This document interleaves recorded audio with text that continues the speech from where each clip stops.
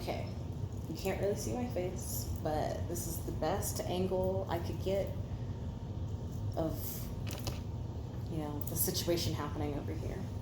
So thank you to everyone who got a spell kit and wanted to be a part of this 2023 Friday the 13th prosperity ritual.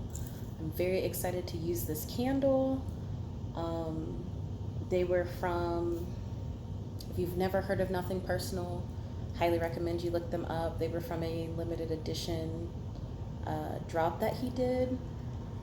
Apparently they're not making these candles again, and the candle itself was kind of expensive, so you gotta spend money to make money. The same thing works with energy. So you can't see my platter. I'll post different camera angles and stuff after this initial introductory whatever.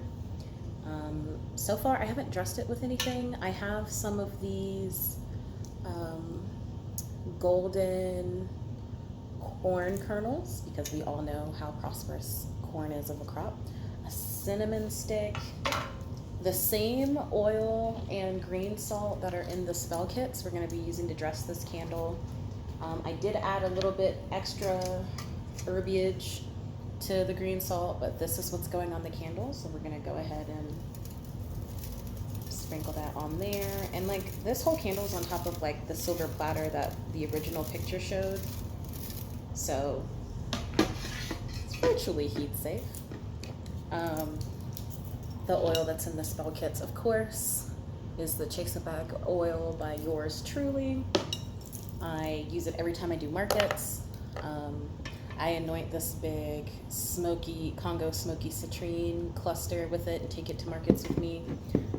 All of my stuff, not to toot my own horn, but it works. I wouldn't be doing it and using it if it didn't work. So I'm gonna add some of the oil to the candle. I'm gonna have to get a picture of this before we light it because it looks so pretty.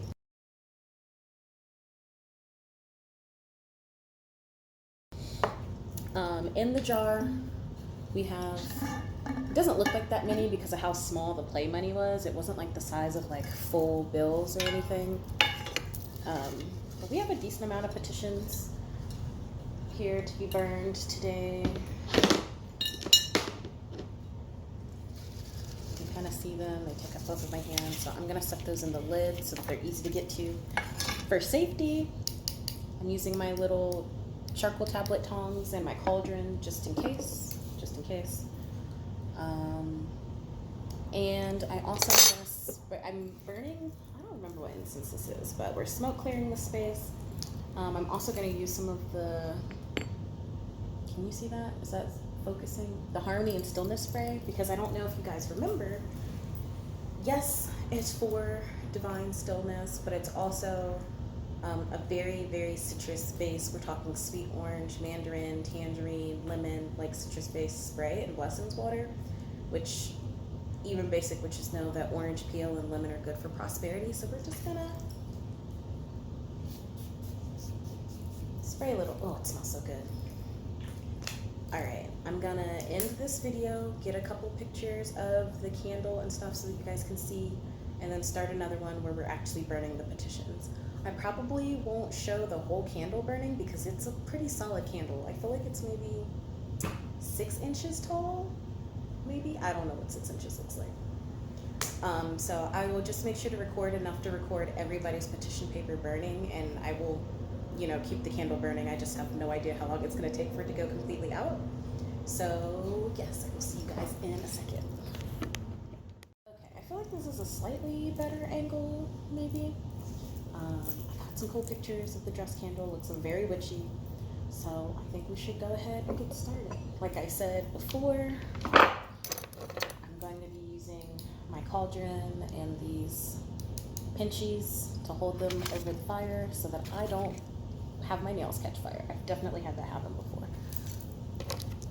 Without further ado, we're going to use hemp wick to light it just because there's 3 wicks on this candle. And again, I would like to not be on fire. I am a water sign. I don't need all that. So we're gonna light the first wick we light this ritual, as we light this ritual candle, I'd like to say thank you and express gratitude for all of my ancestors and spirit guides that enabled me to get to this point, be it with the skills that I've learned, the people that I've met, and that goes for everyone who's partaking in this ritual, whether they could be here or not. Today, I did have some people come by today and get last minute spell kits and add petition papers to the jar. So again, thank you to everybody who believes in me and my magic enough to want to be a part of a ritual like this. Let me move that. You ever dress your candle a little liberally, and then you're like, wait a minute, let me not drown my wick?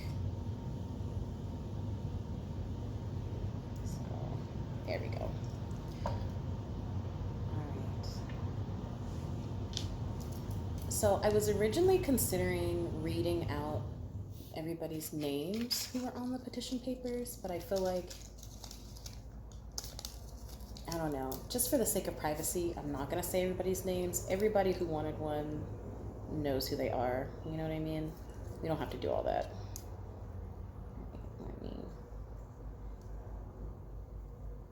And if you guys are interested in what I dressed the candle with, I did use the green salt and the oil, but I added some extra stuff. Just let me know. And I'm fully prepared to let you guys know what I used. All right, we're gonna start with the first one. Make sure I have my cauldron easily accessible.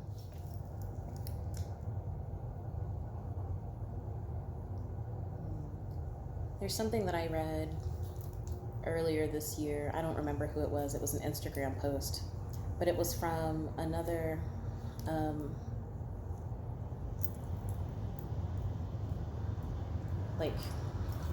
I don't know if she calls herself a witch, but she was definitely a magical person. It was a black magical person. And she was like, whenever you do money magic, especially as a black person, it's always important and interesting to think about the fact that if you come from a line of people who were enslaved, the money magic that you're doing is to bring in money for debts that are owed. That work has already been done, but payment was never received. And so for this ancestor season, I feel like, especially doing money magic, there's a big emphasis on ancestral money magic and debts being paid for work that was done and payment that was never received. I feel like that's important, especially for brown folks, even if you're not someone who comes from, slave lineage, which even if you're not black, I feel like that's very, I don't know how possible that is. I feel like a lot of people come from slaves, especially if you have any Irish blood, but that's neither here nor there. I think it's important to think about that when you're doing money magic. Think about where you want that money to come from. I know I'm not the love and light kind of girl. It's not about love and light. It's about, divine balance between light and dark. And also, being realistic, right? Harm ye none, even though that's not, language from my specific practice, I still follow that. I don't believe in, having to take it from others. It's not necessary. Abundance, if you look at the video, I guess by the time I put this out, maybe that video will be out. But if you look at the video for the Pixie Blood ink, one of the things that I wrote, the very first thing that I wrote with the ink that I made was that abundance is our divine right. And I fully believe that. There is a man by the name of Billy Carson, and he wrote a book recently called Woke Doesn't Mean Broke.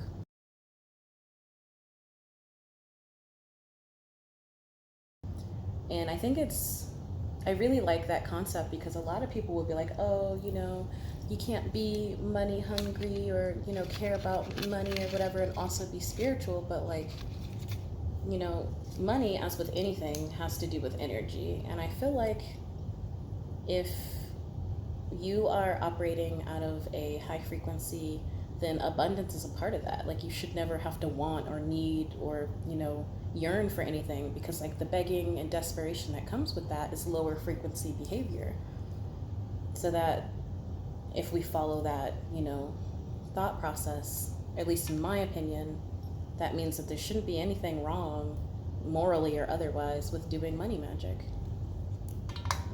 For asking for money and making sure that your needs are met. Like, I have conversations with my guides all the time. I'm like, look, you guys want me to do this work, and I get that. But how am I supposed to do this work if I feel like I'm gonna get evicted? You know what I mean? And they're always like, oh, you're right. I feel like they don't fully forget that it's different. The rules are different when you're embodied, But I do feel like sometimes I have to remind them, like, hey, I'm not just floating spirit energy. I actually have a physical form. Which is important. Physical forms have to pay rent. Physical forms have to put gas in their car. So, I don't know. It's not, outside of the fact that I've thrown away a lot of my preconceived notions of morality, especially when it comes to magic. Not that I'm out here hexing people, because that's just a waste of energy, but just like what I consider to be light and dark. And if you guys are familiar with any of the stuff that I make, I do make a dark fae and a dark goddess oil. Like, as a Jewish witch working with Lilith, like, that's like secondhand knowledge to me. But as a dark, divine, feminine counterpart to my light, divine, feminine, spirit guides like Hathor or Kuan Yin, or I don't know, literally anybody that's not like Hecate and Lilith, I think it's important to have the duality. I think you get the most effective magic that you can get when you work from a place of balance. I think when a lot of people who don't believe in magic, or who haven't had a lot of luck doing ritual and magic, I think that's a big reason why. Because you're either trying to hex someone and it's only coming from a place of darkness. Let me make sure that burned all the way. Burned all the way, yes. Dude, one of the corn kernels caught fire and it's like whistling as it burns. What was I saying? Oh yeah, people feeling like their magic doesn't work. Having the balance, that's just a part of life in general. And I've learned from experience. I know all too well that I'm very good at being dark, divine, feminine. But when I get in that space, I tend to overindulge and stay there a little too long. And, if I start wallowing around in the deep end, then I can tell that I'm out of balance. So, I just like to keep that in mind. There's nothing wrong with protecting yourself. I make hot foot powder. I do return to cinders. I do mirror boxes. I do all of that, right? There's nothing wrong with protecting yourself. I just feel like it's a waste of energy to go out of your way to like send stuff at people if it's not self-defense. But again, you don't have to listen to me, right? Everybody's practice is different.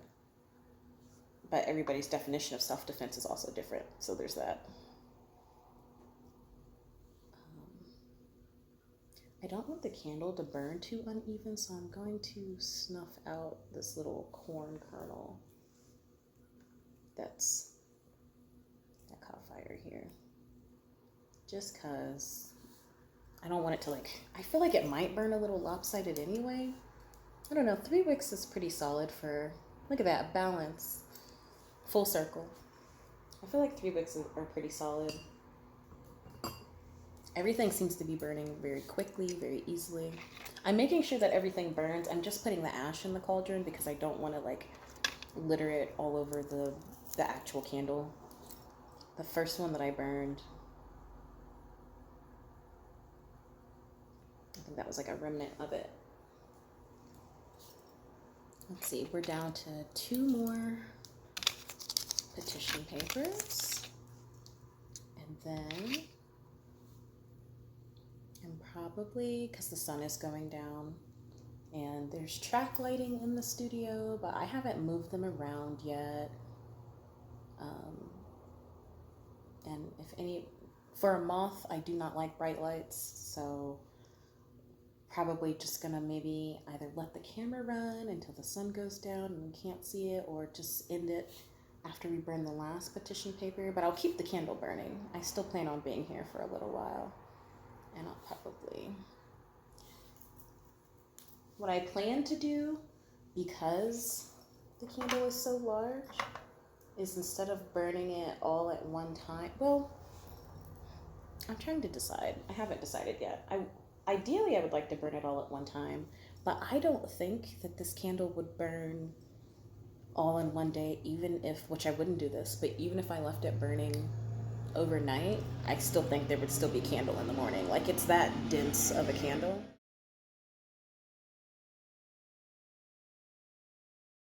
Rather me burn it a little bit every Friday, to amplify that Venus energy until it's completely burned out. Like, I have candles that I do that with.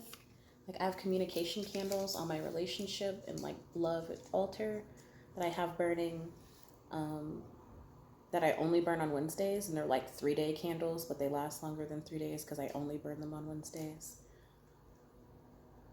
Because Wednesday, being ruled by Mercury, is the best day to do communication work. And so those candles actually last a while on the altar, even though they're only 3-day candles because of that.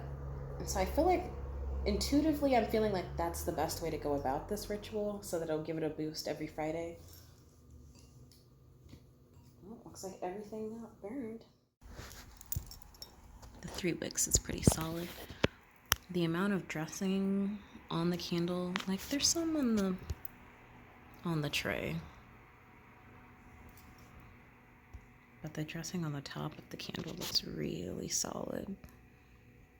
I didn't even measure anything out. I just like intuited amounts of stuff, and I was like, guess that's what's going on the candle. I love it. It's beautiful. So, well, now we have all of the petitions have been burned. There's like no ash. Part of me was expecting there to be ash everywhere, so I took my tablecloth and I moved it off of the table. It's interesting that one of these, I think it's because of the way that the wick is leaning. Oh, this might actually burn faster than I thought. It's funny because this candle is grape scented, which is not necessarily a scent that I would associate with prosperity. I mean, I don't know. Berries in general are pretty prosperous. They're juicy. They're abundant in how they grow. They feed people and they nourish life, which is prospering. So I retract my previous statement. Grape scented money candle does make sense.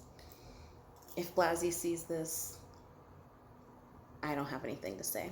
But all right, I'm going to conclude this part of the video, catch some footage of it burning, from this angle so you can kind of see the details of the dressed candle. And again, I appreciate everyone who contributed to this ritual and wanted to be a part of this. I'm very excited about this. I told my friend Meredith that I was excited about the energy for October. Maybe it's because I'm a witch, but also I feel like it's a very prosperous month for people who create. At the beginning, it started off a little weird, but I really am manifesting and feeling that this ancestor season is going to be nourishing and bountiful for everyone. So, that being said, I will see you guys later.